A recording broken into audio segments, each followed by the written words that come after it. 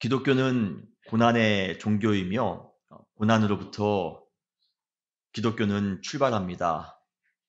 기독교는 예수님께서 오셔서 우리를 위해 십자가에서 죽으신 그 십자가의 고난으로부터 시작했으며 교회는 초대교회에 대한 박해로부터 출발했습니다. 그리고 지금까지의 모든 교회의 역사는 성도들의 박해사라고 해도 다름이 없을 만큼 많은 박해와 핍박으로 가득 차 있습니다. 기독교 안에는 수많은 성도들의 피와 땀과 눈물이 배어 있으며 지금 우리 은혜교회도 그냥 저절로 세워진 것이 아니라 여러 목사님들과 또 여러 성도님들의 땀과 눈물로 세워진 것입니다. 여러분 믿으십니까? 고난이 없는 신앙생활은 없습니다. 고난은 모든 크리스천들에게 있어 겪든지 말든지 하는 선택적인 것이 아니라 반드시 겪어야만 하는 필수적인 것입니다. 그러나 요즘 교회들의 문제점은 무엇입니까? 고난을 강조하지 않는 데 있습니다. 예수님을 믿으면 축복받는다고는 강조합니다. 예수님을 믿으면 만사 형통하게 될 것이라고는 강조합니다. 그러나 예수님을 믿어도 고난을 받을 수 있다는 사실에 대해서는 은근슬쩍 무시하며 넘어갈 때가 많이 있습니다. 그러나 성경은 한결같이 성도의 고난에 대해서 말씀하고 있습니다. 예수님도 마가복음 8장 34절에서 누구든지 나를 따라오려거든 자기를 부인하고 자기 십자가를 지고 나를 따를 것이니라 라고 말씀하십니다. 사도 베드로도 베드로전서 4장 13절에 오히려 너희가 그리스도의 고난에 참여하는 것으로 즐거워하라. 이는 그의 영광을 나타내실 때에 너희로 즐거워하고 기뻐하게 하려 함이라 라고 말씀하십니다. 사도 바울도 빌립보서 1장 29절에 그리스도를 위하여 너희에게 은혜를 주신 것은 다만 그를 믿을 뿐 아니라 또한 그를 위하여 고난도 받게 하려 하심이다 라고 말씀하고 있습니다. 성경은 한결같이 우리에게 고난을 강조하고 있습니다. 진정한 신앙은 자기를 부인하고 자기의 십자가를 지고 고난을 감수하며 믿음으로 살아가는 것, 이것이 바로 진정한 신앙입니다. 주님이 계신 저 하늘나라 영광의 길 먼저 걷기 전에 주님께서 2000년 전에 걸어가셨던 그 갈보리 십자가의 길을 먼저 걸으며 살아가는 것이 진정한 신앙인입니다. 여러분, 고난을 마다하지 마시고 믿음으로 그 길을 걸어가시는 십자가의 길을 기쁨으로 걸어가시는 여러분 되시기를 주님의 이름으로 축원합니다. 사순절 기간 동안 우리는 40일 동안 욥기를 함께 나눌 예정입니다. 그래서 우리는 이번 주와 다음 주 이제 사순절이 시작되기 전인 이번 주와 다음 주에 걸쳐 욥기를 중심으로 고난에 대해서 함께 나누려 합니다. 여러분, 성도는 고난에 면제된 사람이 아니라 고난을, 우리에게 닥친 이 현재의 고난을 믿음으로 이겨가는 사람들입니다. 오늘 그리고 다음 주 설교를 들으신 후에 우리 성도님들은 고난을 극복하는 전문가들이 되시기를 주님의 이름으로 축원합니다. 먼저 고난에 대한 두 가지 오해가 있습니다. 우리는 이 오해부터 시작하려 합니다. 첫 번째 오해는 고난을 받는 사람들은 그 사람의 죄 때문이다라고 생각합니다. 그러나 그렇지 않습니다. 욥의 세 친구들은 그러한 생각을 가지고 있었던 사람들이었습니다. 욥이 지금 그 어마어마한 고난을 당하는데 그 고난을 당하는 이유가 바로 욥의 죄 때문이다라고 말하면서 욥의 많은 부분에, 욥기의 많은 부분에 걸쳐 욥을 정죄하고 있습니다.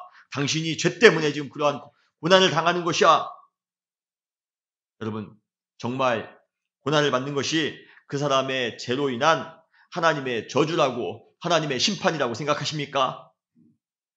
우리 주위 분들 중에 나와 좀 맞지 않는 사람들이 고난을 당하거나 실패한다고 해서 그 사람은 하나님께 벌받은 사람이야 라고 판단하지 마시기 바랍니다. 우리는 그들을 그렇게 판단할 자격이 없습니다. 오히려 그러한 사람들을 보면 하나님께서 저 사람을 너무 사랑하시고 긍휼을 가지셨기에 더 좋게 고치시기 위하여, 진리를 더 깊이 깨닫도록 하기 위하여 저러한 고난을 주시는구나 라고 생각하시기 바랍니다. 반대로 내가 고난을 당하는 것도 하나님의 저주라고 생각하지 마시기 바랍니다. 어떤 장로님이 교회에 잘 나오시다가 어느 순간부터 교회에 안 나오시더랍니다. 왜 안 나오시는가? 그 장로님 신방을 갔더니 그 장로님이 안 좋은 병에 걸렸답니다. 그래서 하나님이 나에게 심판을 하시는 것이 아닌가? 그 죄책감으로 교회에 나오지 않았다는 것입니다. 여러분, 우리가 당하는 고난, 우리가 아파하는 그러한 고통들, 하나님의 저주, 하나님의 심판이라고 생각하지 마시기 바랍니다. 고난은 하나님의 저주가 아니라 하나님의 은혜를 체험하며 더 아름다운 신앙인의 모습으로 다듬어질 수 있는 좋은 기회인 줄 여러분 믿으시길 바랍니다. 그러므로 고난을 만났을 때, 어려움을 만났을 때 실망하거나 좌절하지 마시고 오히려 더욱더 의연해지시기 바랍니다. 골리앗 같은 어마어마한 시험 앞에 담대하고 의연하게 서 있는 다윗과 같이 믿음으로 항상 고난을 돌파하며 살아가시는 여러분 되시기를 주님의 이름으로 축원합니다. 둘째로, 두 번째 오해는 크리스찬들은 절대로 고난을 받지 않을 것이다 라는 그러한 생각입니다. 우리는 보통 예수님을 믿으면 축복을 받지, 예수님을 믿으면 형통하게 되지 설마 고난을 받겠어 라고 생각합니다. 그러나 성도는 고난에 대해서 면제받은 사람이 아니라 십자가의 고난에까지라도 동참해야 되는 사람입니다.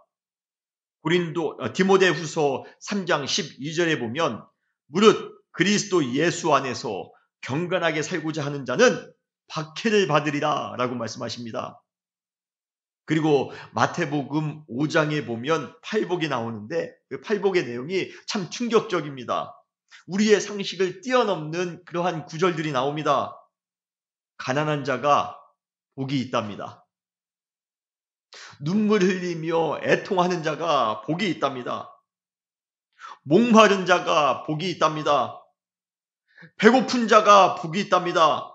의를 위하여 핍박을 받는 자, 박해를 받는 자가 복이 있답니다.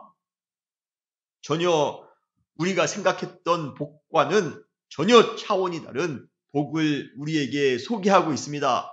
결론은 무엇입니까? 신실하게 예수님을 믿는 사람이라 할지라도 우리는 고난을 받을 수 있다는 것입니다. 우리 크리스찬들도 안 좋은 병 걸릴 수 있습니다. 우리 크리스찬들도 대학에 떨어질 수 있습니다. 사업에 실패할 수 있습니다. 사랑하는 사람과 심지어 우리는 헤어질 수도 있습니다. 그러므로 우리는 고난을 회피하는 것이 아니라 고난을 대처하기 위해 은혜로 준비된 삶, 성령 충만한 삶을 살아가야 되는 것입니다. 여러분, 우리는 죄 때문에 고난을 받는 것도 아닙니다. 우리는 크리스찬이라고 할지라도 죄에서 제외가 될 수가 없습니다. 바로 욥기가 쓰여진 이유는 이러한 고난에 대한 두 가지 오해를 극복하기 위해서 욥기가 쓰여진 것입니다.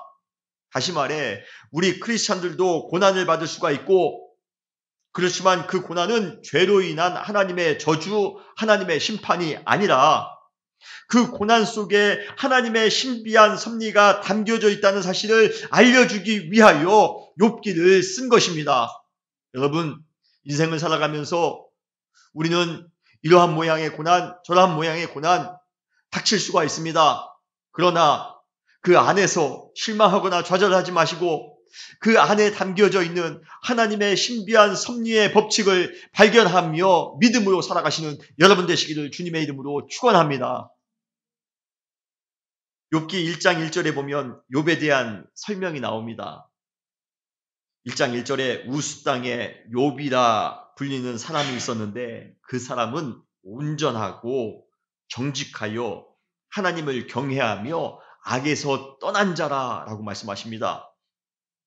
그런데 참 이해하기 어려운 것은 그러한 신실한 욥에게 축복이 찾아온 것이 아니라 아주 끔찍한 고난이 찾아왔다는 것입니다. 욥이 아무리 온전하고 정직한 사람이어도 하나님을 경외하고 악에서 떠난 사람이라 할지라도 고난에서 제외된 사람이 아니라는 것입니다. 그는 이 세상에 어느 누구도 받지 못했던 그러한 어마어마한 고통스러운 고난을 그것도 일순간에 만나게 됩니다. 그런데 그가 당한 고난을 잘 분석해 보면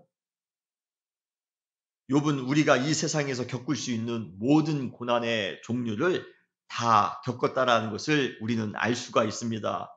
저는 욥기 1장, 2장에 나오는 욥의 고난을 7가지로 한번 분석해 보았습니다. 그것에 보면 욥은 7가지의 고난을 받습니다. 첫 번째 고난은 무엇입니까? 바로 재물에 대한 손실입니다.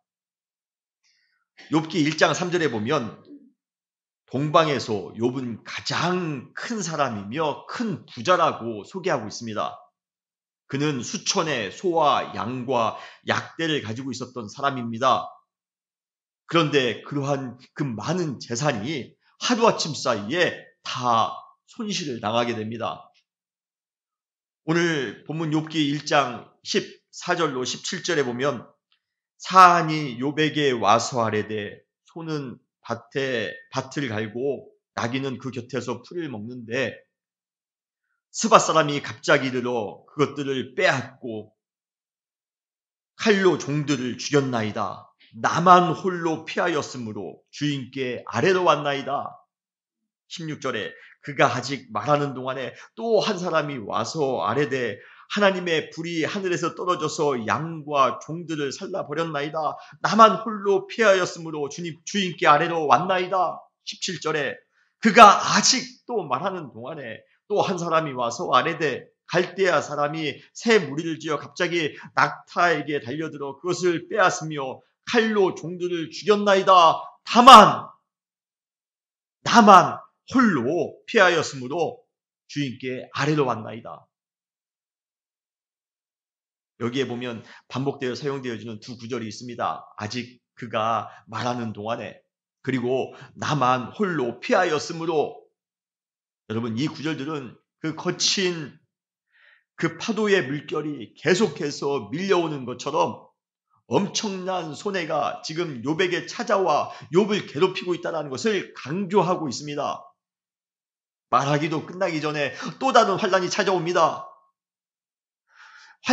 전의 환란으로 아파하는 것이 아직 상처가 아물지 않았는데 또 다른 상처가 우리 가운데 들어오고 있습니다. 설상가상이라고 하죠. 끝도 없이 몰려오는 그러한 아픔들, 고난들, 현대사회와 같은 이러한 물질주의 세계에서 물질적인 피해는 우리의 마음뿐만 아니라 우리의 영혼까지도 망가뜨리는 아마 큰 시련일 것입니다. 우리는 돈 얼마만 손해봐도 얼마나 손이 부들부들 떨립니까? 그런데 가지고 있는 모든 것을 다 잃었습니다. 두 번째 욥이 당한 고난은 자녀를 잃는 고난입니다. 욥은 1장 18절로 19절에 사랑하는 모든 자녀를 지금 잃고 있습니다. 그가 아직 말하는 동안에 또 한 사람이 와서 아뢰되 주인의 자녀들이 그들의 맏아들의 집에서 음식을 먹으며 포도주를 마시는데 19절 거친 들에서 큰 바람이 와서 집 내 모퉁이를 치매 그 청년들 위에 무너짐으로 그들이 죽었나이다. 자녀들이 다 죽습니다. 옛말에 부모는 죽으면 어디에 묻습니까? 산에 묻습니다. 그러나 자식을 죽으면 부모의 가슴에 묻습니다. 얼마나 그 소식을 듣고 욥의 마음이 찢어지게 아팠겠습니까? 그런데 이렇게 재산도 잃고 자녀도 잃은 욥이 1장 21절에 아주 기가 막힌 고백을 합니다. 주신 자도 여호와시오 취하신 자도 여호와시오니 여호와여 당신의 이름이 찬송을 받을지니이다. 정말 대단하지 않습니까? 우리 같으면 그 고난의 무게에 못 이겨 하나님을 원망했을 것입니다. 모든 것을 다 비관했을 것입니다. 자포자기할 것 같은데 욥은 그러한 와중에도 하나님을 찬양합니다. 이것이 바로 욥이었습니다. 세 번째 욥이 당하는 고난은 무엇입니까? 바로 육체적인 질병입니다. 2장 7절로 8절에 보면 욥의 온 몸에 악창이 돋아납니다. 종기가 돋아납니다. 사탄이 이에 여호와 앞에서 물러가서 욥을 쳐서 그의 발바닥에서 정수리까지 종기가 나게 한지라 욥이 제 가운데 앉아서 질그릇 조각을 가져다가 몸을 긁고 있더니 얼마나 몸이 가려운지 귀화 조각을 가져다가 몸을 긁고 있습니다. 얼마나 끔찍합니까? 여러분 이 세상에서 가장 참기 힘든 것이 무엇입니까? 가려운 것 참는 것입니다. 우리 어떤 가족 보니까요 아이가 아토피로 온몸에 그 아토피 증상이 있어 그 아이가 긁고 그걸 못 긁게 하려고 몸에 상처 나니까 또 엄마는 손에 못을 또 장갑 같은 것을 끼워주고 얼마나 힘든 모습인지 모릅니다. 저도 가끔 머릿속이 이렇게 가렵습니다. 머리 피부가 이렇게 가렵습니다. 그러면 잠을 자다가 일어나서 몇 시간이고 머리를 팍팍 긁습니다. 못 참겠어요. 여러분 그거 조금 가려운 것 때문에도 밤을 못 자면서 귀찮아하고 불편해하는데 이거는 정수리부터 시작해서 발끝까지 발바닥까지 종기입니다. 기아장으로 긁어도 시원하지가 않습니다. 얼마나 힘들까요? 네 번째 고난은 애정의 결핍입니다. 욥에게 고난이 찾아왔을 때 자신의 곁에서 위로해 줄 줄 알았던 아내로부터 믿었던 아내로부터 배척을 받습니다. 힘들고 아플 때 옆에 사랑하는 사람이 곁에 있어준다면 그것만으로도 큰 힘이 되며 큰 위로가 될 텐데 그것을 기대했던 아내는 거친 독설을 내뿜으며 욥의 곁을 떠납니다. 얼마나 서러웠을까요? 욥기 2장 9절에 보면 그의 아내가 그에게 이르되 당신이 그래도 자기의 온전함을 굳게 지키느냐 하나님을 욕하고 가서 죽어라. 속상하죠. 다섯 번째 고난은 인간관계의 문제입니다. 옛날에 그렇게 친했던 친구들인데요. 그 욥의 친구들이 3명의 친구가 와서 욥을 위로해 주기는커녕 오히려 그를 정죄하며 괴롭히기만 합니다. 젊을 때는 세상의 어떠한 것으로도 끊을 수 없는 친한 친구라며 평생 의리를 지킬 것처럼 맹세하지만 나이가 들어 공경에 처하면 언제 그랬냐는 듯이 야속하게 뒤통수를 보이며 돌아가는 내 친구들 그것뿐입니까? 심지어 나를 이용해 먹기도 합니다. 나를 배신하는 친구들의 모습을 보면서 우리의 마음은 한없이 속상함을 느낍니다. 어떻게 나의 친구가 저럴 수가 있을까? 나를 배반할 수가 있을까? 인간관계의 문제입니다. 여섯 번째의 고난은 사회적 소외입니다. 옛날에 욥이 재산이 많았을 때에는 찾아오는 사람도 많이 있었습니다. 그리고 사회적으로도 여러 곳에 소속되어 많은 좋은 관계를 누리며 살았습니다. 그런데 지금은 친구도 없습니다. 부인도 없습니다. 혼자 잿더미에 앉아 쭈그리고 앉아 촬영하기 귀하장으로 자기의 몸을 긁고 있는 신세가 되었습니다. 여러분 이 세상에 왕따나 외톨이만큼 불쌍한 것은 없습니다. 사회적인 소외, 이 소외는 육체적인 질병보다 더 심각한 정신적인 질병을 만드는 원인이 됩니다. 나병 환자들, 문둥병 환자들이 병 때문에 육신적으로 고생을 당하는 경우보다 격리 생활을 하면서 생기는 정신적인 우울증으로 더 많은 고생을 한다고 합니다. 교회 교우 관계에 있어서 가장 안 좋은 것이 있다면 저는 끼리끼리 다니면서 누구에게 소외된 마음을 주는 것 이것이라고 저는 생각합니다. 우리 은혜교회는 그러지 않았으면 좋겠습니다. 누구도 우리 은혜교회에서는 왕따가 없었으면 좋겠습니다. 누구도 우리 은혜교회에서는 끼리끼리 라는 그러한 모임이 없었으면 좋겠습니다. 우리가 이제 앞으로 봄이 되면 지역별로 그룹 라이프를 시작할 겁니다. 우리가 그룹 라이프를 하는 가장 중요한 목적은 커넥션입니다. 친밀한 연합입니다. 우리 은혜교회에서는 누구도 혼자 외롭게 있을 수는 없습니다. 서로 커넥트 되어지고 서로 친밀하게 사랑하고 배려하는 그러한 공동체, 누구도 사회적인 소외를 우리 교회에서는 느낄 수 없습니다. 그런데 지금 욥은 그것을 느끼고 있습니다. 찾아온 사람이 아무도 없어요. 혼자 잿더미 위에서 그 모든 고난을 혼자 짊어지고 있습니다. 얼마나 힘들겠습니까? 그러나 그 모든 고난보다도 저는 이 7번째 고난이 제일 힘든 고난인 것 같습니다. 이 7번째 고난은 바로 하나님의 침묵입니다.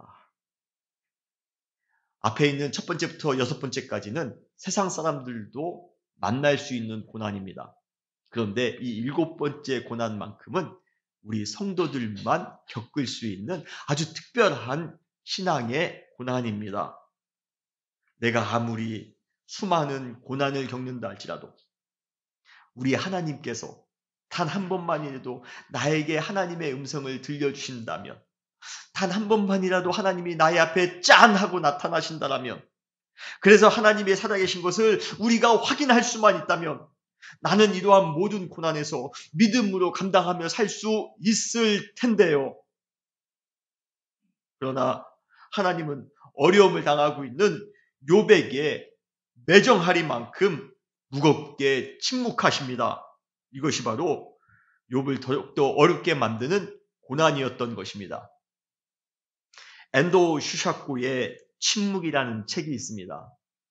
우리 은혜교회 도서관에도 제가 새로운 책으로 갖다 놓았습니다. 여러분 꼭 한번 읽어보시기 바랍니다. 얼마 전에 영화로도 미국에서 개봉을 했습니다. 사일런스라는 그런 제목으로 개봉을 했는데요. 한번 꼭 읽어보시기 바랍니다. 그것은 18세기 중엽 종교 탄압이 최고조에 달한 일본을 배경으로 한 소설입니다. 그 소설에는 한 명의 성당의 신부가 나옵니다. 그 신부가 있는 해변가에도 그 마을에도 종교 탄압이 시작되었습니다. 일본 경찰이 그 마을에 급습하여 신부가 있다는 정보를 듣고 그 신부를 잡기 위해 그 마을의 한 기독교 청년을 잡아갑니다. 그리고는 그 청년을 해변가 나무에 묶어 놓았는데 밀물이 되면 물이 이렇게 그 사람 목까지 찹니다. 그래서 하루 종일 물에 불립니다. 그 밧줄이 온몸을 파고 들어갑니다. 얼마나 고통스러웠을까요? 그리고 썰물 때에는 뜨거운 햇빛으로 그 몸을 쩔립니다. 그래서 며칠 만에 탈진해서 죽게 만드는 형벌입니다. 얼마나 고통스러운 순간입니까? 그런데 그 나무에 묶인 청년이 죽음 직전 마지막 힘을 다해 하나님을 찬양하고 있습니다. 그런데 그 소리를 지금 누가 듣습니까? 저 멀리서 숨어있는 그 사제가 듣습니다. 신부가 듣습니다. 그 찬송을 듣는 신부의 마음이 어땠을까요? 제가 어제 이 구절을 준비하면서 저도 모르게 상상했습니다. 저는 숨어있고 여기 계신 우리 성도님들이 저기 지금 묵혀있는데 거기서 지금 배교도 하지 않고 신부가 어디 있는지 밀고 하지도 않고 눈물을 흘리면서 그 죽음 앞에서 찬송하고 있는 그 소리를 듣는다면 나의 마음은 어떨까? 그 사제의 마음과 제가 마음을 이입했습니다. 그 신부가 그 찬양의 소리를 들으면서 하나님께 기도합니다. 하나님, 왜 하나님께서는 이러한 끔찍한 순간에 침묵하십니까? 왜 하나님은 이러한 순간에 왜 가만히 계십니까? 여러분, 이것이 바로 우리 성도들의 큰 고난입니다. 예수님도 이러한 고난을 어디에서 당하셨습니까? 십자가에서 당하셨습니다. 고통의 그 죽음의 고통 속에서 예수님께서는 절규하듯이 부르짖습니다. 엘리, 엘리, 라마 사박다니, 나의 하나님, 어찌하여 나를 버리셨나이까? 그러나 그러한 어마어마한 십자가의 고통의 순간 속에서도 하나님은 무겁게 침묵하십니다. 온 세상이 암흑으로 변합니다. 아마 예수님께서는 이 하나님의 침묵이 못으로 손과 발을 찔리는 것보다 더 아팠을 것입니다. 신앙인으로서 우리도 그러한 경험을 할 때가 있습니다. 우리가 좀 고난을 당해도 좀 상황이 안 좋아도 하나님께서 나타나셔서 사랑하는 성도여, 사랑하는 아무개여, 내가 지금 당신과 함께 있어. 그러니 걱정하지 마. 내가 너를 사랑하고 있다. 이렇게 한 말씀이라도 우리에게 해주신다면 좀 힘이 날 것 같은데요. 그러나 그 큰 고난 가운데에 신음하고 있지만 하나님의 임재를 느낄 수 있는 그 어떠한 것도 내 주위에 일어나지 않기에 더 지치곤 합니다. 그러므로 하나님께서 침묵하시기에 성도가 겪는 고난, 이것도 성도가 겪어야 할 고난의 한 종류입니다. 사랑하는 성도 여러분, 지금 우리의 삶 가운데 어떠한 고난이 찾아왔습니까? 이 7가지 중에 한 고난이라도 여러분 삶 가운데 찾아왔습니까? 그러면 너무 힘들죠. 너무 어렵죠. 이러한 7가지 고난 중에서 하나의 고난만이라도 우리 가운데 찾아온다면 우리는 고통스럽고 절망스러울 것입니다. 그런데 욥은 지금 그 모든 고난을 그 짧은 시간에 연이어서 경험하고 있습니다. 그것도 욥이 무언가 잘못한 일이 있기 때문에 심판을 받는 것도 아니었습니다. 그는 누구보다도 신실하게 하나님을 믿으며 정직하게 온전하게 살았던 사람이었습니다. 그러한 그에게 고난이 찾아왔던 것입니다.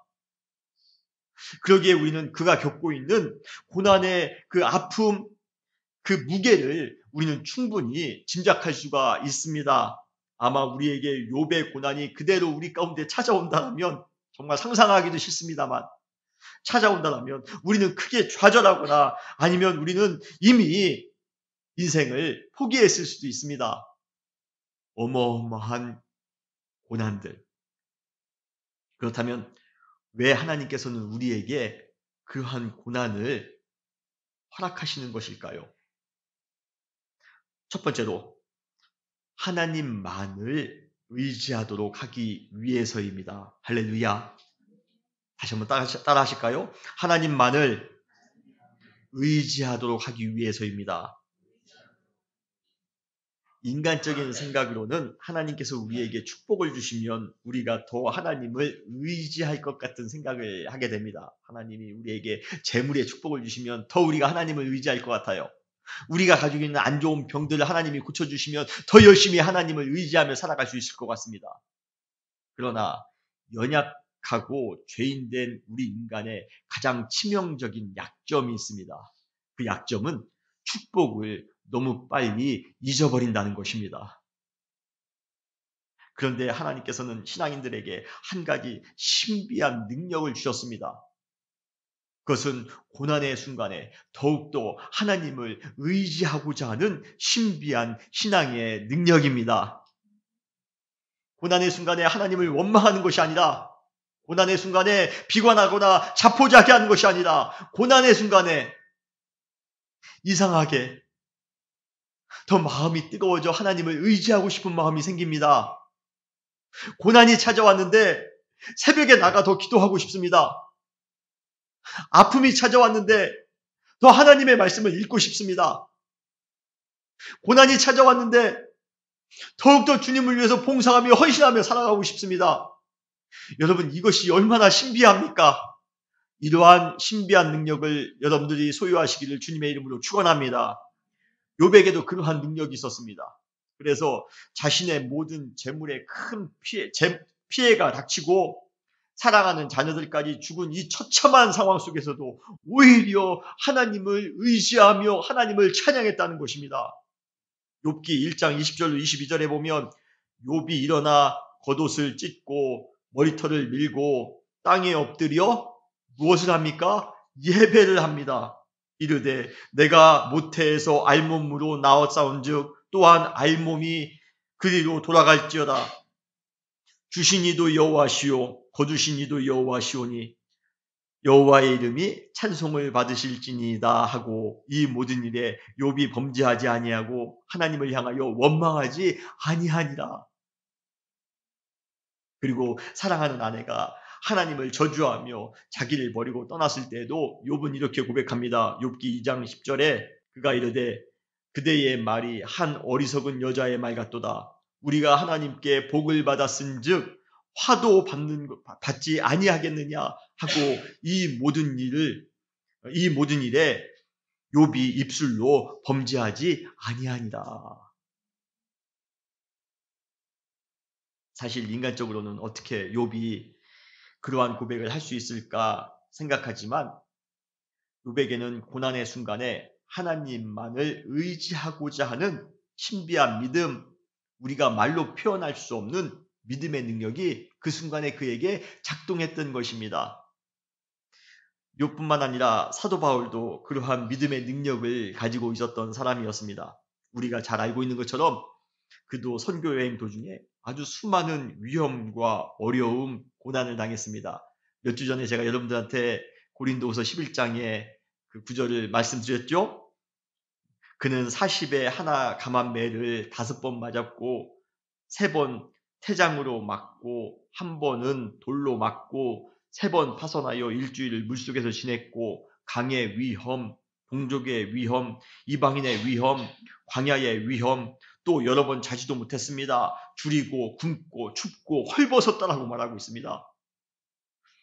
주님을 전하기 위하여 복음을 증거하며 살아가기 위하여 그가 겪었던 수많은 고통과 아픔들, 고난들, 그런데 사도 바울은 그러한 고난을 당하는 이유를 고린도후서 1장에 이미 우리에게 말해주고 있었습니다. 고린도후서 1장 8절로 9절에 보면 형제들아 우리가 아시아에서 당한 환난을 너희가 모르기를 원하지 아니하노니 힘에 겹도록 심한 고난을 당하여 살 소망까지 끊어지고 우리는 우리 자신이 사형 선고를 받은 줄 알았으니 이는 우리로 자기를 의지하지 말고 오직 죽은 자를 다시 살리시는 하나님만을 의지하게 하심이라. 할렐루야. 살 소망까지 끊어졌습니다. 사형 선고를 받은 것 같은 그러한 고난의 순간이었습니다. 그렇지만 그는 그것이 자기를 의지하지 말고 오직 하나님만을 의지하도록 하는 하나님의 섭리였음을 깨달았던 것입니다. 사랑하는 성도 여러분, 우리가 신앙생활하면서 받는 고난과 시련을 하나님과 더욱더 깊이 교제할 수 있는 기회로 만드시기를 주님의 이름으로 축원합니다. 로마서 8장에 보면 바울이 이러한 고백을 합니다. 누가 그리스도의 사랑을 끊으리요? 환난이나 기근이나 핍박이나 적신이나 위험이나 칼이랴. 우리 목에 칼이 들어온다 할지라도 그리스도의 사랑을 끊을 수 없습니다. 우리 앞에 고난이 닥쳐온다 할지라도 오히려 신앙의 오기, 믿음의 야성을 가지고 더욱더 하나님만을 의지하며 살아갈 때 큰 하나님의 은혜를 우리의 삶 가운데 이루며 살아가게 됨을 여러분 믿으시길 바랍니다. 하나님께서 우리에게 고난을 주시는 두 번째 이유는 교만하지 않도록 하기 위해서입니다. 교만은 하나님의 은혜를 잊어버리는 것과 관계가 있습니다. 어떤 때 보면 참 인간이 간사합니다. 조금 손해를 보는 것 같은 일이 생기거나 나에게 좀 아쉬운 일이 생기면 하나님께 즉각적으로 나아가 은혜를 간구합니다. 그러다 막상 하나님께서 은혜를 주셔서 그 고비를 잘 넘어가게 되면 하나님의 은혜를 잊어버리고 자기의 능력을 앞세울 때가 많이 있다는 것입니다. 사업이 안 될 때 보세요. 우리가 하나님의 은혜를 위해서 얼마나 사업 잘 되게 해달라고 기도합니까? 그런데 정말 하나님께서 은혜를 주셔서 사업에 부흥이 생겼습니다. 그러면 아주 순식간으로 마음이 바뀝니다. 내가 술수가 좋아서 우리 사업이 잘 되는 거야. 내가 능력이 좋아서, 내가 인간관계가 좋기 때문에 지금 사업이 이렇게 이만큼 되는 거야. 내가 자금 조달을 잘했기 때문에 사업이 성공한 거야. 자기의 능력을 앞세울 때가 많이 있습니다. 바로 이러한 생각이 하나님 앞에서 교만입니다. 하나님의 은혜보다 내 능력을 앞세우는 것, 나를 과시하고자 하는 마음이 생기는 것, 이것이 교만입니다. 그러한 사람에게는 분명히 하나님께서 고난을 주실 것이에요. 하나님께서는 우리가 원하는 것이 100이라면 100 모두를 다 안 채워 주실 때가 있습니다. 왜요? 하나님이 능력이 없어서요? 아닙니다. 우리가 교만해지지 않도록 하기 위해서 하나님께서는 다 이루어 주시지 않습니다. 사도 바울도 고린도후서 12장 7절에 이렇게 고백하고 있습니다. 내가 여러 계시를 받은 것이 지극히 크므로 너무 자만하지 않게 하시려고 내 육신의 가시 곧 사탄의 사자를 주셨으니 이는 나를 쳐서 너무 자만하지 않게 하려 하심이라. 우리가 교만해질까 봐, 자만해질까 봐 하나님이 다 채워주지 않는다는 것입니다. 여러분, 내가 원하는 대로 안 되는 것이 어느 때는 은혜가 되는 경우가 있습니다.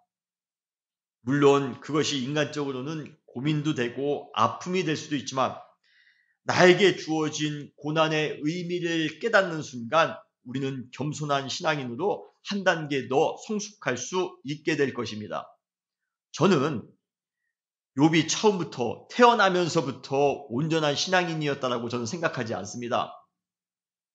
성경에는 나와 있지 않지만 그도 인간이기에 연약한 인간이었기에 과거에는 좀 인격적으로 서툴고 실수도 했고 교만했을 수도 있습니다. 그러기에 그에게도 분명히 넘어지고 쓰러지는 그러한 순간이 있었을 것입니다. 그러나 그는 고난과 아픔의 과정을 통해 진정한 신앙인으로서 조금씩 다듬어져 갔던 것입니다. 그러면서 어느 순간 교만한 마음을 내려놓기 시작합니다. 자신의 부족한 모습을 생각하면서 낮아지는 겸손도 배우게 됩니다. 그리고 하나님을 경외하는 마음도 갖게 됩니다. 이웃을 내 몸처럼 돌보는 마음도 생겼을 것입니다. 그리고 결국에 가서 그는 이러한 고백을 하기까지 신앙적으로 성숙하게 됩니다. 욥기 23장 10절, 여러분 다 잘 아는 구절입니다. 그러나 내가 가는 길을 그가 아시나니 그가 나를 단련하신 후에는 내가 순금같이 되어 나오리다. 여러분, 이 고백이 그냥 나온 고백이 아니라 나의 부족한 모습들이 깎이고 나의 그러한 인격적인 것이 다듬어지고 내가 낮아지고 하나님의 사랑으로 하나님의 영으로 충만케 되어지고 그러한 수많은 과정을 통하여 이러한 고백이 나오는 것입니다. 사랑하는 은혜교회 성도 여러분, 주님께서 여러분들을 단련하신 이후에 순금과 같이 정말 아름다운 하나님의 자녀로 성도로 여러분들을 세워주실 것이라 믿습니다. 지금 잠깐 힘들고 잠깐 고난이 찾아왔다 할지라도 여러분 믿음으로 주님 의지하시며 정말 낮아진 마음으로 주님을 섬기며 살아갈 때에 여러분 삶 가운데 지금 닥친 고민과 어려움이 또 한 번 여러분들을 가장 존귀하게 만드는, 가장 아름답게 만드는 거룩한 하나님의 섭리의 도구가 될 것이라 믿습니다. 같이 기도하시겠습니다.